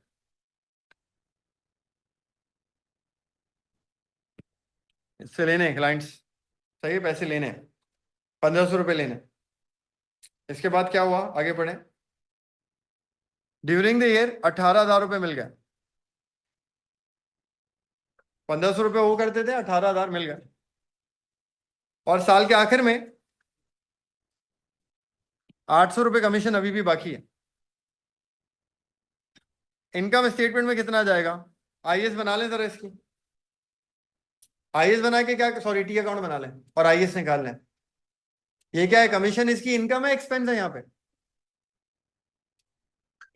कमीशन मिल रहा है या दे रही है? रिसीव लिखा है ना, मिल रहा है ना, मिल रहा है तो इनकम हुई एक्सपेंस हुई? पैसे आ रहे हैं या जा रहे हैं? आ रहे हैं, आ रहे हैं तो इनकम हुई एक्सपेंस हुई? इनकम, इनकम का अकाउंट बनेगा सर। इनकम का अकाउंट कैसे बनेगा? सब्सक्रिप्शन का अकाउंट बनेगा। सब्सक्रिप्शन का अकाउंट क्या होता है? इनकम का अकाउंट बनाए, सब्सक्रिप्शन का अकाउंट, पर नाम ये लिख दें। हाँ, नॉन प्रॉफिट सब्सक्रिप्शन जैसे बनाते हैं ना वैसे बना ले।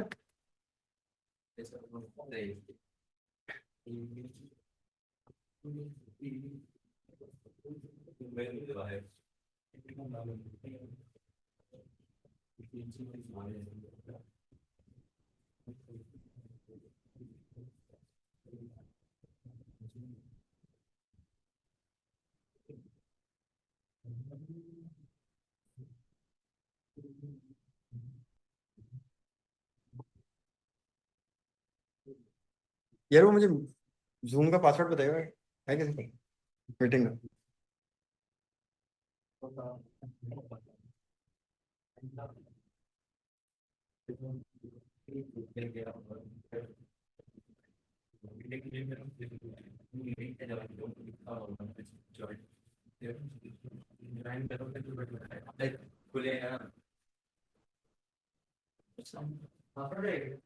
भाई आप पहले ये समझें, ये जो आपको दिया हुआ है 1,500 का कमीशन, ये ब्रॉड डाउन है, ये एरियर्स है या एडवांस है? सब्सक्रिप्शन इन एरियर्स है या सब्सक्रिप्शन इन एडवांस है, ये बता देना।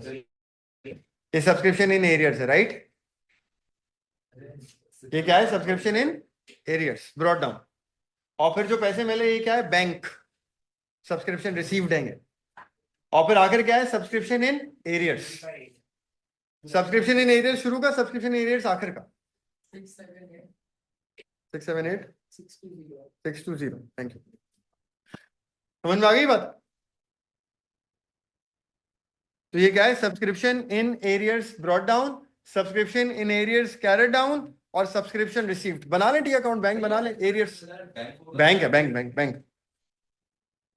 तो इसके अंदर एरिया, इसके अंदर एडवांस नहीं है, एडवांस नहीं है, सिर्फ एरियर्स और एरियर्स हैं बस।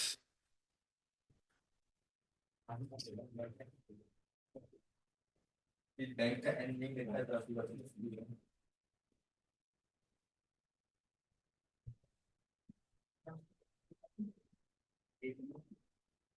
आप सॉल्व कर लें इसको यार जल्दी से।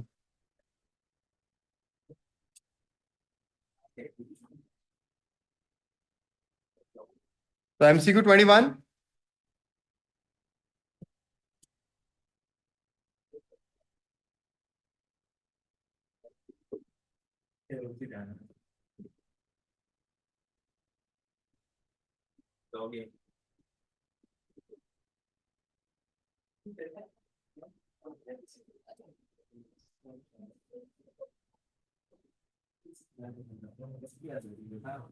क्या बनाया? अकाउंट बनाया आप लोगों ने? देखें, सब्सक्रिप्शन का अकाउंट बनेगा, subscription account, arrears brought down इधर आता है, सीडी एडवांस लाइबिलिटी है,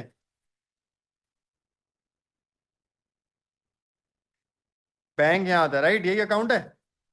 रिटर्न ऑफ अगर होता तो वो भी क्रेडिट बात है, रिटर्न ऑफ नहीं है। यहाँ पे नाम सब्सक्रिप्शन का बदल दें, सब्सक्रिप्शन की जगह यहाँ पे नाम क्या है? कमीशन। चीजें वही रहेंगी सर। शुरू में कितने पैसे वो करते हैं इसके कस्टमर? 1,500 एरियर्स, एडवांस है नहीं। बैंक में कितने मिले इस साल रिसीव्ड? 18,000 हो गए। आखिर में कितने वो करते हैं? 800, एडवांस नहीं है। बैलेंस क्या ना, आईएस आ जाएगा। 18,000 में 800 ऐड करें और 1,500 माइनस करें, 17,000 आईएस। ये इनकम स्टेटमेंट में जाएगा। सही है, ये पूछ रहा 17,300 आंसर है। क्लियर है बात? नेक्स्ट पे आ जाए 22। दो पार्टनर्स हैं, सही है, दो पार्टनर्स हैं, ये पार्टनरशिप स्टार्ट कर रहे हैं। सॉरी मैं पढ़ रहा हूँ, क्या कर रहे हैं स्टार्ट, एक सेकंड में। ये दो पार्टनर्स हैं और एग्रीमेंट बना रहे हैं पार्टनरशिप। पार्टनरशिप एग्रीमेंट में क्या चीज नहीं होगी, ये बताना है। क्या चीज पार्टनरशिप एग्रीमेंट में नहीं होगी, राइट? इंटरेस्ट ऑन ड्राइंग होता है नहीं होता एग्रीमेंट में? होता है। Interest on loan, the rate of interest to be paid on a loan receive from the bank. ये बैंक से लोन ले रहे हो, इसका पार्टनरशिप से कोई ताल्लुक है? क्या ये पार्टनर्स के आपस की बात है? एग्रीमेंट में क्या होगी? पार्टनर की आपस की हर बात। ये तो बैंक से लोन ले रहे हो, ये तो बैंक वाले बताएंगे ये इंटरेस्ट रेट चल रहा है, वो आप पार्टनरशिप एग्रीमेंट में थोड़ी डालोगे।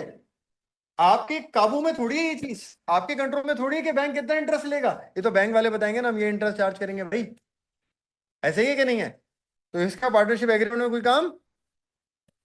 और इंटरेस्ट ऑन कैपिटल होगा नहीं होगा पार्टनरशिप एग्रीमेंट में? पार्टनर की हर बात एग्रीमेंट में होगी।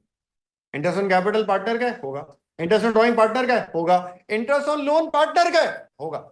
पार्टनर की चीजें सारी होंगी एग्रीमेंट में। बैंक से लोन ले रहे हैं, वो तो बैंक और आपका मामला है ना, बैंक और बिजनेस का मामला है। वो पार्टनरशिप एग्रीमेंट में क्यों होगा बैंक का लोन? बैंक कोई पार्टनर थोड़ी है। समझ में आ गई बात? क्लियर है? नेक्स्ट पे आ जाए 23rd।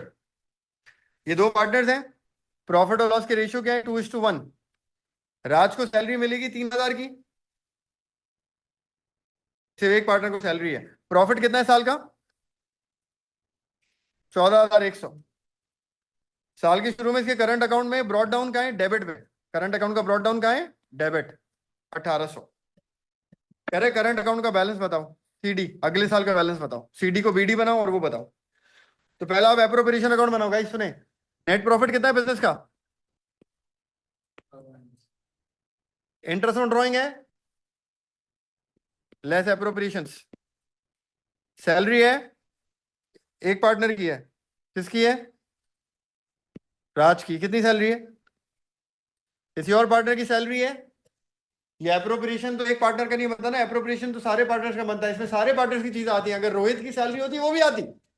ये ना सोचे उसने राज की चीज मांगी तो हम सिर्फ राज का सॉल्व कर लें। एप्रोप्रिएशन अकाउंट दोनों का बनता है, तीनों का बनता है, जितने पार्टनर सबका बनता है। करंट अकाउंट एक एक इंडिविजुअल बनता है।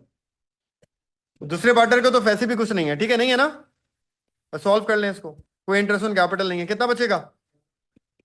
इसको शेयर ऑफ प्रॉफिट कर दें। कितना है शेयर ऑफ प्रॉफिट? 2:1। 2:1 में डिवाइड करें।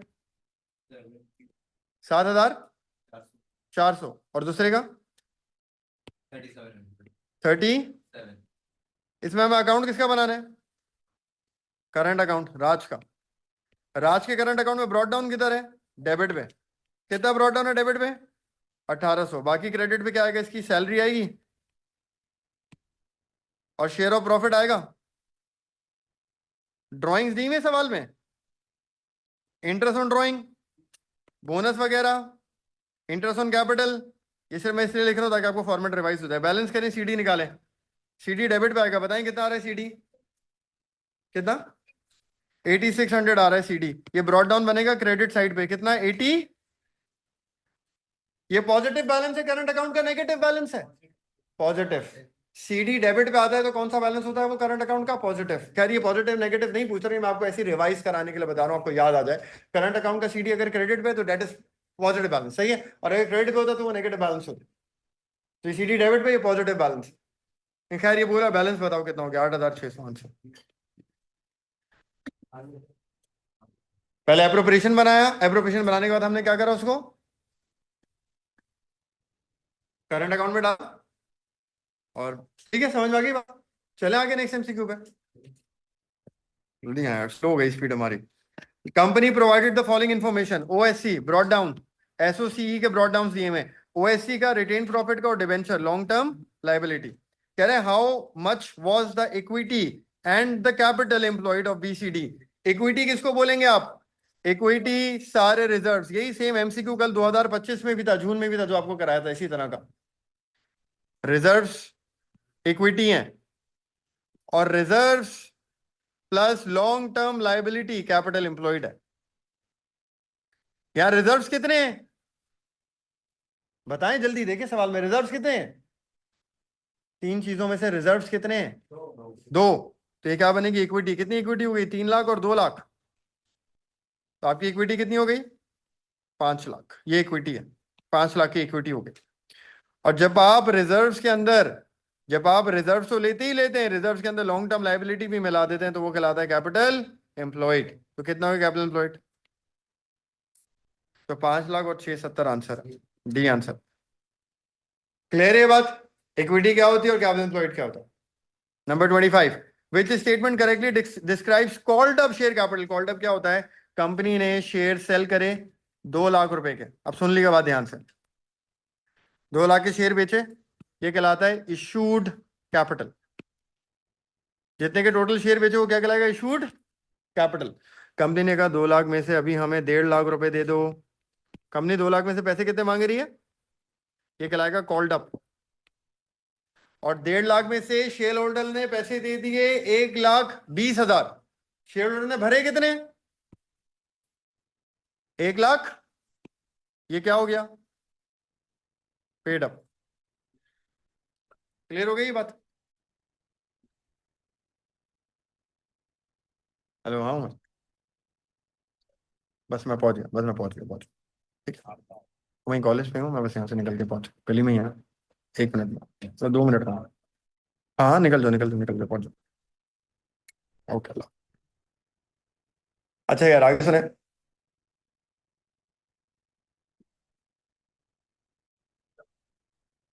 ठीक है समझ में आया? एक होता है इशूड, जितने शेयर बेच दिए, एक होता है कॉल्ड अप, जो पैसे वो मांग रहे हैं, कंपनी मांग रही है कि इन शेयर्स में से हमें इतने पैसे दे दो अभी, बाकी बाद में दे देना। और एक होता है पेड अप, जो पैसे उन्होंने दे दिए, और जितने नहीं दिए वो क्या होगा? अनपेड, जो बाकी रह गए अनपेड। तो मैंने शेयर बेचे 2 लाख रुपए के आपको, तो मैं आपसे एक्सपेक्ट करता हूँ 2 लाख रुपए, लेकिन मैं आपसे कह रहा हूँ यार अभी आसानी रखो, 2 लाख नहीं मांग रहा, आसानी करता हूँ आपके लिए, 1.5 लाख मांग रहा हूँ आपसे मैं। तो 1.5 लाख क्या हो गया? कॉल्ड अप, कॉल कर रहा हूँ, मांग रहा हूँ। आपने बोला सर हम 1,20 दे सकते हैं अभी, तो पेड अप कितना है? 1,20। कितने बाकी रह गए? 80,000, वो क्या हो जाएगा? अनपेड। क्लियर है? आगे बढ़े, इसमें देखें क्या आंसर है। पहले आंसर देखें, the share capital for which payment has been requested, जितना पैसा मांगा है वो क्या होगा?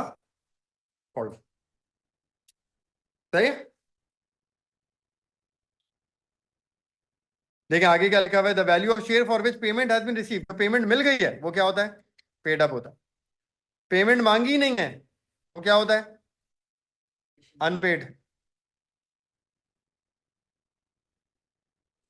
All share capital which has been issued, issued share capital, जो इशू कर चुके। A sports club was established on 1st January. It has a clubhouse or snack bar. Which item would be included? Receipt and payment किसको बोलते हैं?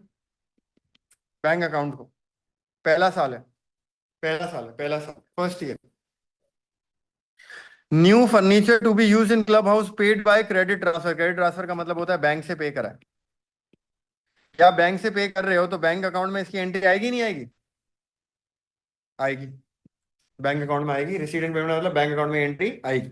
Number 2, subscriptions paid by club members in advance.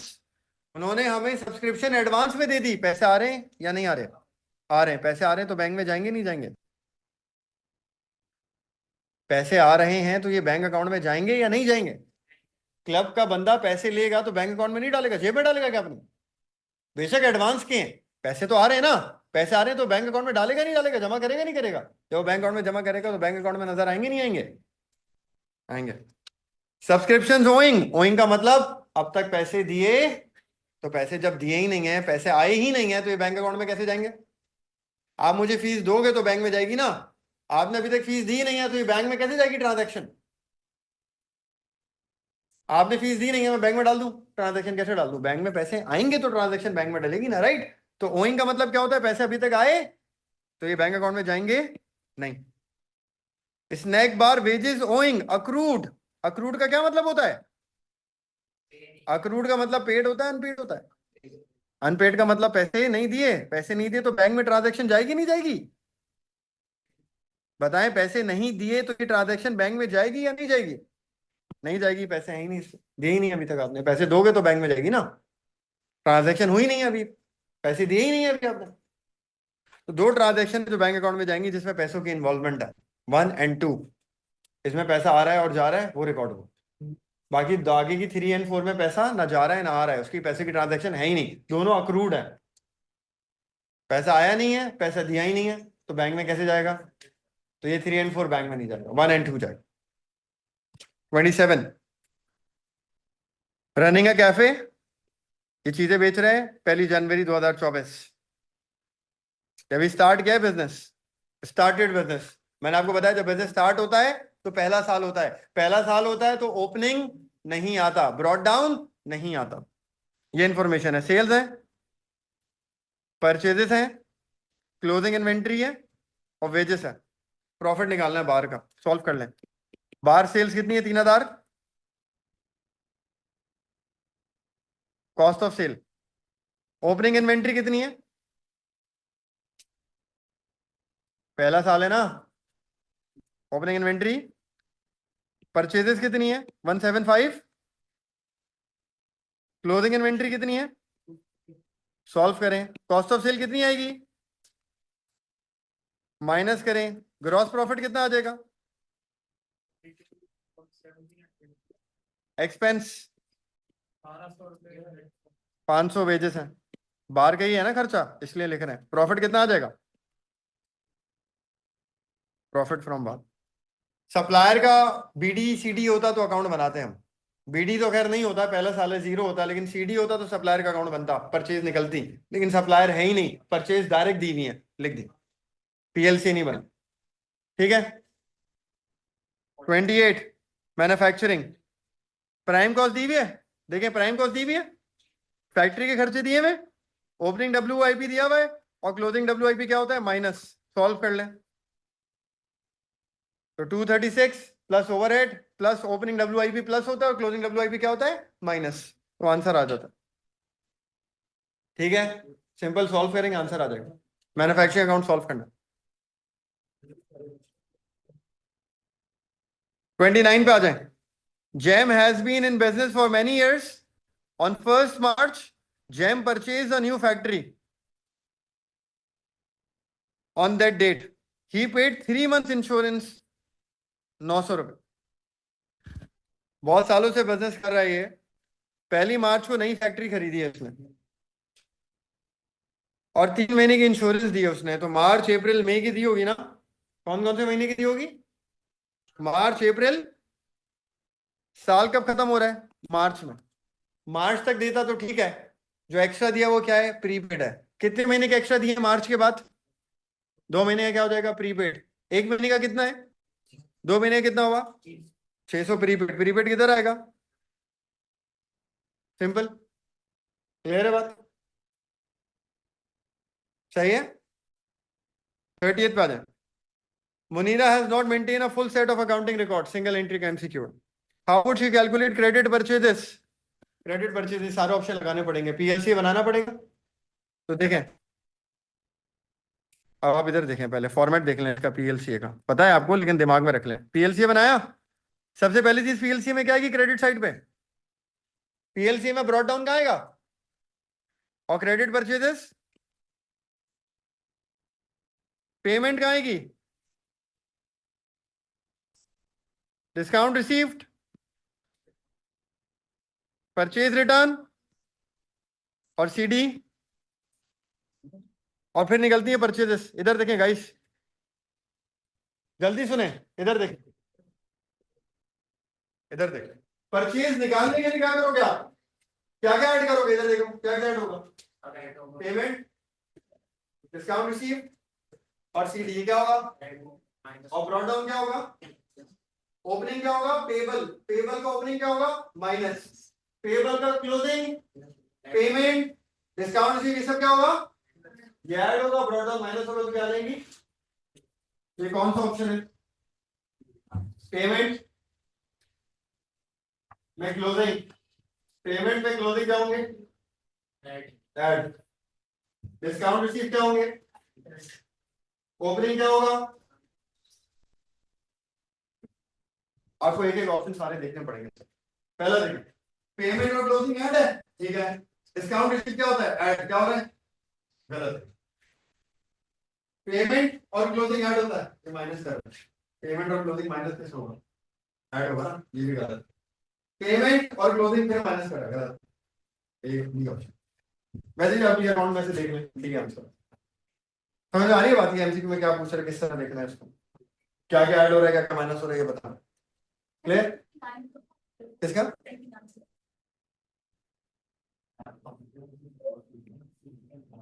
Current asset है, prepaid. 31, the assets of a business increase by 22,000 और liability decrease by 6,000 एक साल में। During this period owner invested additional capital of 4,000 और 7,000 की ड्रॉइंग्स है। एडिशनल कैपिटल ड्रॉइंग्स कह रहा है, प्रॉफिट बताओ। आपको इसे सॉल्व करने इक्वेशन है। आप ये देखो, एसेट कितने बढ़े, लायबिलिटी कितनी कम हुई है, एडिशनल कैपिटल कितना डाला है, और ड्राइंग्स कितनी हुई है। तो ड्राइंग्स तो माइनस होती हैं, प्रॉफिट को एक्स रख के निकालना है। कोई क्वेश्चन ही बनती है, opening capital plus net profit plus additional capital, balance sheet की capital, opening capital, net profit, drawings, additional capital is equal to closing capital. ये करके सॉल्व करें, नेट ऑफ करें इसको।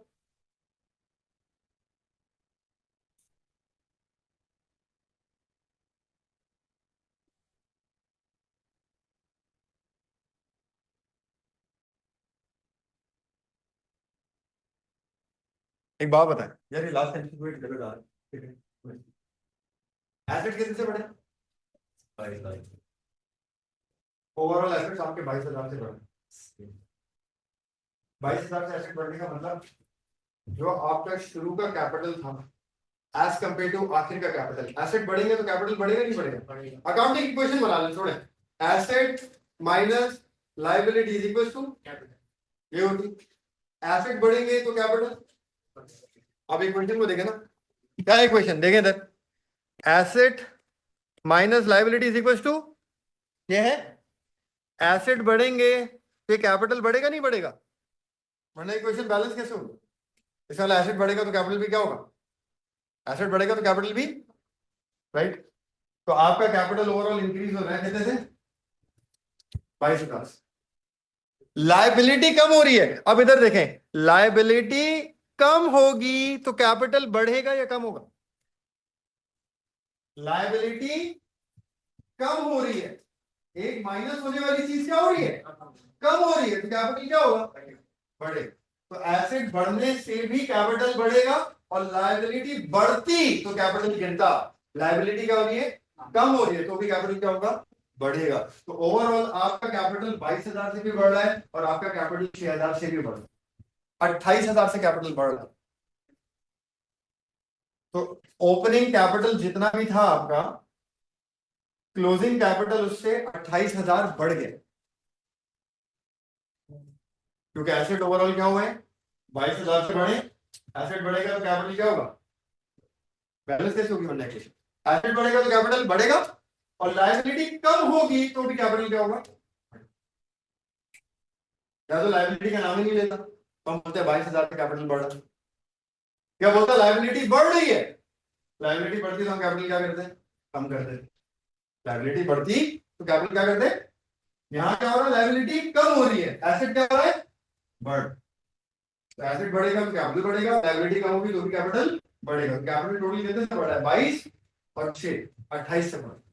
तो आप क्या बोलोगे? आप बोलोगे यार यहाँ पे आपको असम्पशन, यहाँ पे आपको असम्पशन लेनी पड़ेगी। आप कोई भी अमाउंट ले लो ओपनिंग, वैसे इक्वेशन क्या होती है? Opening capital plus additional capital plus net profit minus drawings is equals to closing capital. आप कह रहे हो भाई ओपनिंग कैपिटल हमें नहीं दिया हुआ सवाल में, ओपनिंग कैपिटल नहीं दिया हुआ, क्या हो गया? 0। एडिशनल कैपिटल दिया हुआ कितना है? 4000। नेट प्रॉफिट कितना है? पता नहीं। ड्रॉइंग्स कितनी है? 7000। और क्लोजिंग कैपिटल कितना है? ओपनिंग से ज्यादा है या कम है? इस साल कैपिटल बढ़ा है या कम हुआ है? कितने से बढ़ा है? 28,000 से। ओपनिंग जब 0 ले लिया है तो क्लोजिंग क्या ले लें? 28 ज्यादा ले लें उससे। ऐसे ही है ना, बढ़ा है ना। कम होता तो मैं इसको नेगेटिव कर देता। ओपनिंग तो हमें नहीं बताया ना, ओपनिंग कैपिटल नहीं बताया हुआ, 0 अज्यूम कर लिया। एडिशनल कैपिटल है, नेट प्रॉफिट पता नहीं है, ड्रॉइंग्स माइनस होती हैं, और closing capital over the year क्या हुआ है? ओवर द ईयर कैपिटल क्या हुआ है? बढ़ा है। कितने से? 28 से। तो मैंने इसको पॉजिटिव 28 ले लिया, यानी कि ओपनिंग अगर कैपिटल 0 है तो क्लोजिंग उससे 28,000 ज्यादा है, बड़ा है। अब आप इसको सॉल्व कर लो। नेट प्रॉफिट निकालो, 7,000 यहाँ माइनस हो रहा है, हमारे आगे क्या होगा? और 4,000 यहाँ प्लस हो रहा है, इधर आगे क्या होगा? कितना आ जाएगा? ये नेट प्रॉफिट आ गया। 31 आपका आंसर। तो यार ये 4 एमसीक्यू आप लोग कर लीजिएगा, मैं इसको सॉल्व करके भेज दूंगा। 2025 के दोनों मैंने करा दिए। आज मैं 2023 जून और नवंबर आपको भेज रहा हूँ करने के लिए। 23 आपको भेज रहा हूँ करने के लिए, जून और नवंबर। कल फिर मैं 24 सॉल्व कराऊंगा। 23 आज आप लोगों को करना, ठीक है। एमसीक्यू नंबर 32 है। Johnny provided the following information. अब इन्फॉर्मेशन में क्या है? Inventory, current asset, cash current asset, bank overdraft liability, receivable current asset, payable current liability. Current ratio पूछ रहा है, तो current assets divide by current liabilities कर देंगे। करंट एसेट में इन्वेंट्री, कैश और रिसीवेबल्स को ऐड कर देते हैं। ये बन जाएगा 55, 6,000 डिवाइड बाय करंट लायबिलिटी में बैंक ओवरड्राफ्ट है और पेएबल है, तो 6,000 डिवाइड बाय 4,000 हो जाएगा। ये 1.5:1 आ जाएगा। B answer. 33 पे आ जाए। Runs a business, accounting and bookkeeping services. What is not relevant? Service business है। सर्विस बिजनेस में क्या नहीं निकल सकता? करंट रेशो निकल सकता है, क्योंकि सर्विस बिजनेस के करंट एसेट और लायबिलिटी होते हैं। प्रॉफिट भी करता है वो, आरओसी भी निकलेगा, प्रॉफिट होगा, कितना कैपिटल इन्वेस्ट किया। इन्वेंट्री नहीं होगी क्योंकि सर्विस बिजनेस है, उसकी इन्वेंट्री नहीं होगी, तो रेट ऑफ इन्वेंट्री टर्नओवर नहीं निकल सकता, क्योंकि ये सर्विस बिजनेस है, सर्विस देता है, इन्वेंट्री होती नहीं है इसमें। तो क्या नहीं होगा इसके अंदर? इन्वेंट्री टर्नओवर नहीं होगा। Next 34।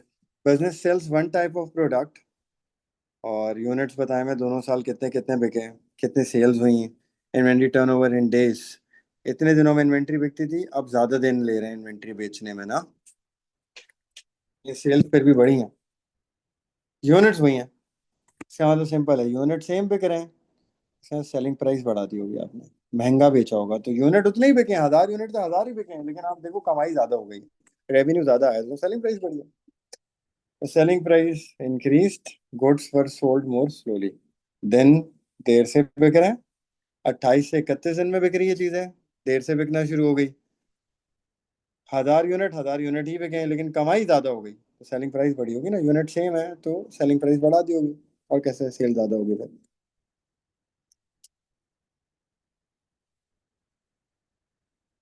Decides to treat calculator bought for large business as an expense instead of non-current asset। ये मटीरियलिटी कॉन्सेप्ट होता है।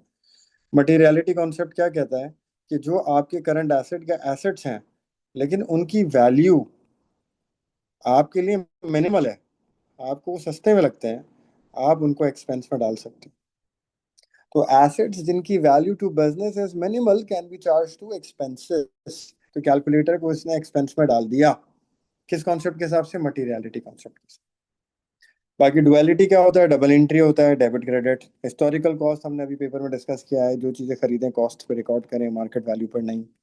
और मनी मेजरमेंट ये बताता है वो सारी चीजें जिसको पैसे की वैल्यू में मेजर कर सकते हैं, उसको अकाउंट्स में लिखते हैं। तो कैलकुलेटर एसेट है, इसको एक्सपेंस बना दिया, ये कौन सा कॉन्सेप्ट है? Materiality concept.